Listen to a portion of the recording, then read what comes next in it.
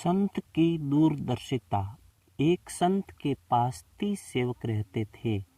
एक सेवक ने गुरुजी के आगे प्रार्थना की, महाराज जी, मेरी बहन की शादी है तो आज 1 महीना रह गया है तो मैं 10 दिन के लिए वहां जाऊंगा, आप कृपा करें। आप भी साथ चलें तो अच्छी बात है। गुरुजी ने कहा, बेटा देखो टाइम बताएगा, नहीं तो तेरे को तो हम जाने ही देंगे, लेकिन मैं बाद में बताऊंगा। उस सेवक ने बीच-बीच में इशारा किया कि गुरुजी पास में कुछ है नहीं, इसलिए कुछ देना भी पड़ेगा, कुछ मदद भी करनी पड़ेगी आपको। आखिर वह दिन नज़दीक आ गया। सेवक ने कहा, गुरुजी कल सुबह मैं जाऊंगा। गुरुजी ने कहा, ठीक है बेटा। सुबह हो गई। जब सेवक जाने लगा तो गुरुजी ने उसे 5 किलो अनार दिए। कहा, ले जा बेटा, भगवान तेरी बहन की शादी खूब धूमधाम से करें, दुनिया याद करे कि ऐसी शादी तो हमने कभी देखी ही नहीं। और साथ में 2 सेवक भेज दिए, जाओ तुम शादी पूरी करके आ जाना। जब सेवक घर से निकले 100 किलोमीटर दूर गए तो जिसकी बहन की शादी थी वह सेवक दूसरों से बोला कि गुरुजी को तो पता ही था कि मेरी बहन की शादी है और हमारे पास कुछ भी नहीं है, फिर भी गुरुजी ने मेरी मदद नहीं की। 2-3 दिन के बाद वह अपने घर पहुंच गया।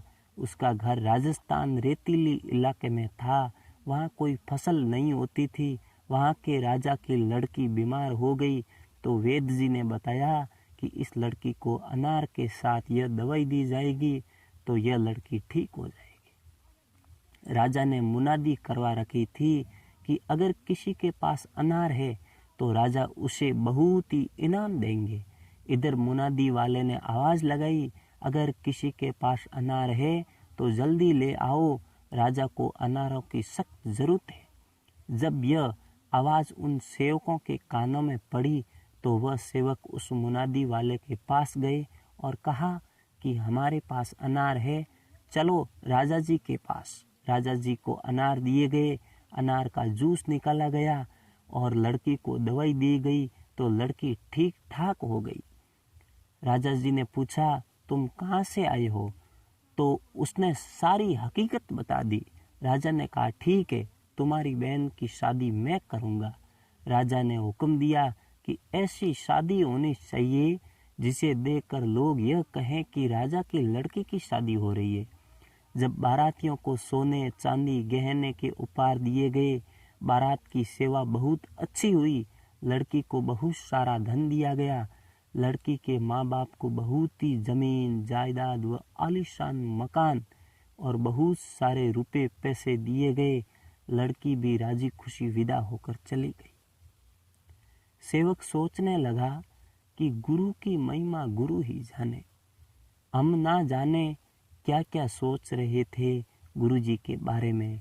गुरुजी के वचन थे, जा बेटा, तेरी बहन की शादी ऐसी होगी कि दुनिया देखेगी। संत वचन हमेशा सच होते हैं। संतों के वचन के अंदर ताकत होती है, लेकिन हम नहीं समझते कि जो भी वह वचन निकालते हैं वह सिद्ध हो जाता है।